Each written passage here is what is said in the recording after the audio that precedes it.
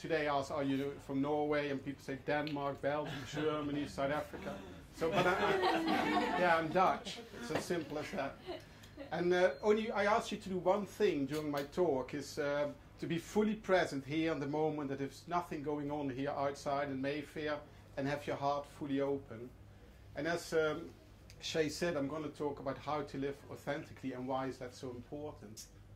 So can I ask you, who here is in love right now, by show of hands? Is in love? Yes. Okay. So, and who wants to be in love, by show of hands? Okay, and who's ever been in love? Oh, yeah. Ah, that's a lot more. Now, who wants to be in love all the time?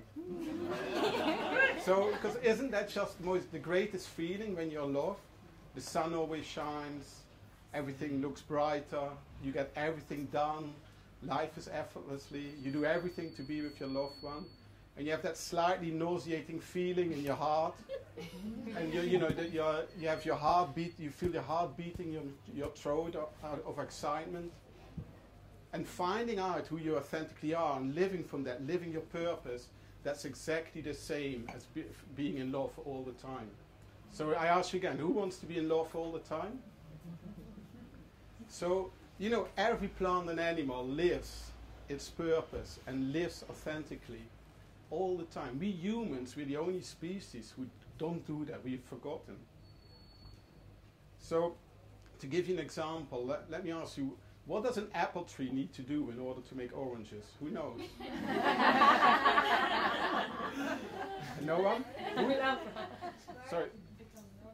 Become an orange, no? So what does an apple tree need to do in order to make oranges? Sorry? Evolution. No? No, it's really simple. It can't. An apple tree can't make oranges. But yet, by being an apple tree and by just standing there, it does so much more. When I was a child, we had this huge, few hundred-year tree standing opposite our house in a park. And for me, it always looked like that tree never changed. It was like this when I was 2, and it was like this when we moved when I was 18. Yet, it changes all the time. And an apple tree, just by making apples every year, it does so much more. It lets birds nest in its branches. It lets children play in its shade. There's a whole ecosystem depending on the tree, and the tree depends on the ecosystem. I give you an example for, a tree which lives authentically. They can't even do anything else. The mahogany trees, which we let other people cut down in the Amazon, which are like 30 meters high, they have more insect species around them than we have in the whole of the UK. So, that's the impact a tree like that has. But what do we humans do? What do we, for example, when we're born, we're all authentically ourselves, but what do we tell our children? Like our children come to us and they say, Dad, I want to be a musician. And we say, no, don't do that, son. Go to university because you have an income for life. or we say, our son comes home and said, Dad, I want to be a lawyer. That's not for us. We are a family of carpenters. That's for, that's for other kind of people, That's not for our kind. And we tell ourselves and the people around us to live someone who we're not. And then what happens is, there's always a moment in your life when it catches up with you and we think, is this really it? You get stressed, you become unhappy, you feel the pressure from the world around you. But does life really has to be like that? So who sometimes has that feeling, is this really it? Shouldn't there be more? Who here sometimes has that feeling, right? So that's quite a few of you. Because I believe life should be more than eat, sleep, work, and a party in the weekend, don't you think? So to live authentically yourself, what we do in our lives, we live our adopted self. And our adopted self, is part of our ego, and as we know, our ego can be really strong. It's so strong. I'll give you an example with my own story, how I thought, and becoming that chef, that I was living the life I wanted and I was following my why. Yet when I got older, I realized that was my adopted self. That wasn't my authentic self. So, and we can always, when I give you another story, I think of that now, is in 1968 when Apollo 8 went to the moon, they went to make photos of the moon. And in those days, those missions, they were live on TV, and you know, people stayed up at night here to watch it. And they went to circle the moon and make photos of the moon. And as they were doing that, it was live on TV. One of the astronauts turned the camera and filmed Earth. And that was one of the first time that people saw live what Earth looked like. And I mean, you've all seen the first images of Earth, and that was the most amazing thing. People couldn't imagine what Earth looked like from a distance. Now it's normal for us. And then when they came back, quite a few astronauts, by the way, really realized when they've been in space, they started to work on consciousness, and a thing, you know, we talk here about a lot. But one of them said, when he came back in Earth, he said, we thought we went to photograph the moon, and then we probably realized just to look at ourselves, to look at Earth. But I think life is exactly the same. We often say it's a journey, and we're on the journey. It's not about the goal or the end. It's about the journey. And to be honest, I don't even think it's about the journey. Why, you know, in our lives, and, you know, all of us here as being adults, look back at yourself, because you all have it in you. Everything you need, you have, you know, the abundance we spoke about before. But take that time to look back at yourself and look who you authentically are. So when I was 8 years old, I had many friends. I was good at school, but I wasn't the best in anything.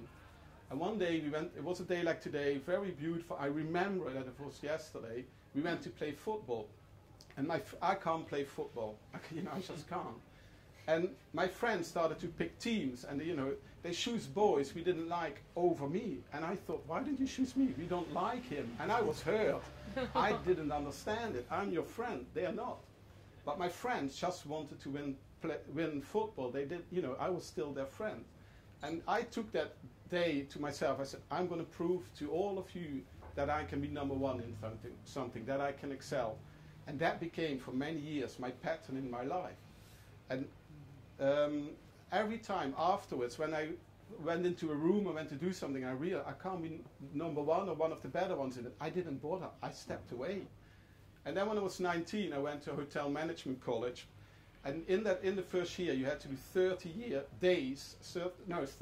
hours, sorry, only 30 hours in the kitchen. And I thought, I'm going to hate this. I didn't even know how to boil an egg. And, honestly, and I was overweight. I loved food. My mom was a great cook. And my dad knew a very good chef in my hometown. And he said, you can go there. And I went there, and the guy said to me, you can come on Saturdays, but only from 10 till 3, because in the evening it's too busy. It was one of these kitchens you see in MasterChef.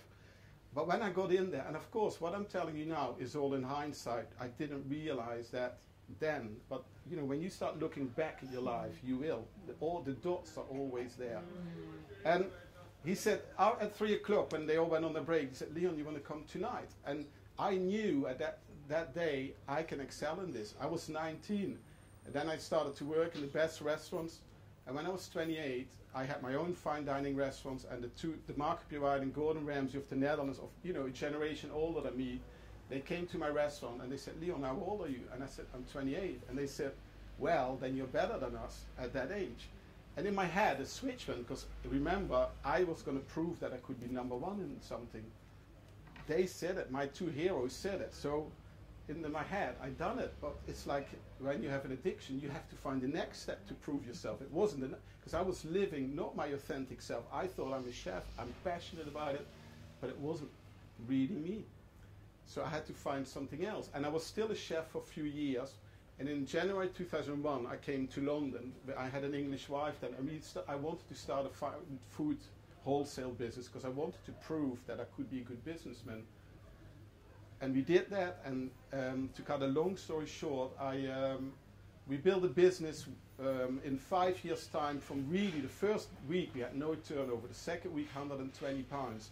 After 5 years, we had a purpose-built unit. We had about 3.5 million turnovers, and I sold to all the top London restaurants, because that was my drive. And I remember when we started in January 2001, I was standing on the drive of a house, and I said, I want a purpose-built unit to be number one in our niche, and I want 5 vans on the road. And we sold to everyone here, you know, Nobu, Gordon Ramsay, De Gavroche, everyone. And we achieved that in 2006. And but then when you achieve that, you need to find something else. And I didn't realize it at the time. And in 2007, we had the business, and I wasn't happy in it anymore. It wasn't me. I didn't have the drive anymore. I was in Bali at a business retreat, and there was, you know, one of these where they first break you down and then you have to build it up. 12 business people from all over the world, 7 mentors, kind of a small awesomeness fest. And they asked me to go on stage, and I didn't do public speaking then. Leon, tell us your story, because they loved it, you know, from a small town in Holland, being a chef, now have a business in London. And I told my story, and after 5 days they said it again, Leon, tell us your story. But in my head I took it different, because the first day, the guy who's running it was my mentor at the time as well, and he said, Leon is already very successful. And I thought, shut up, Roger, shut up.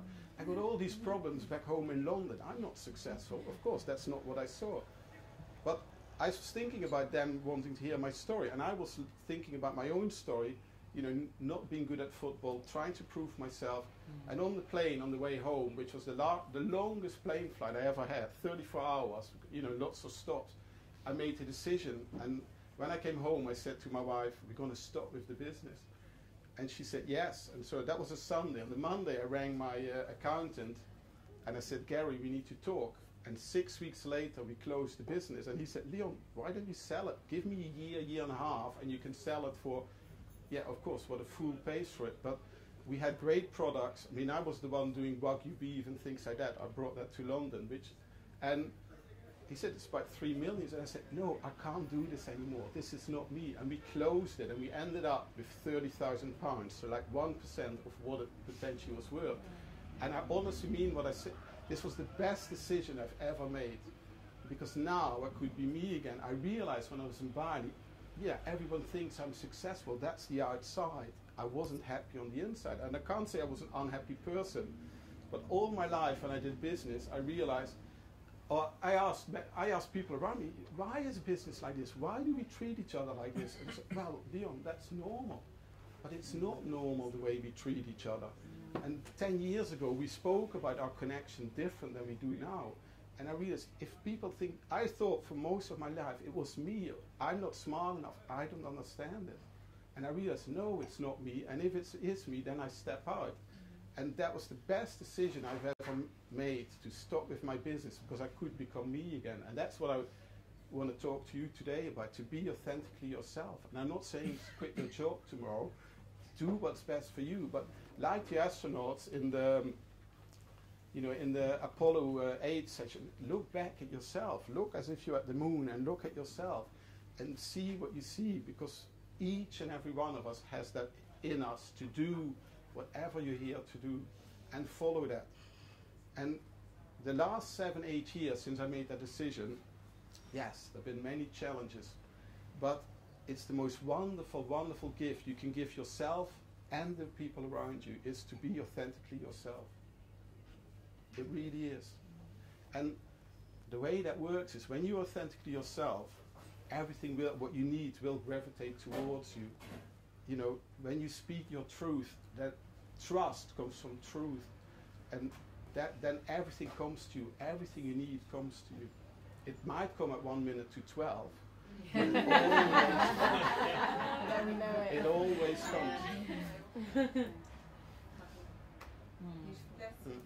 So, okay.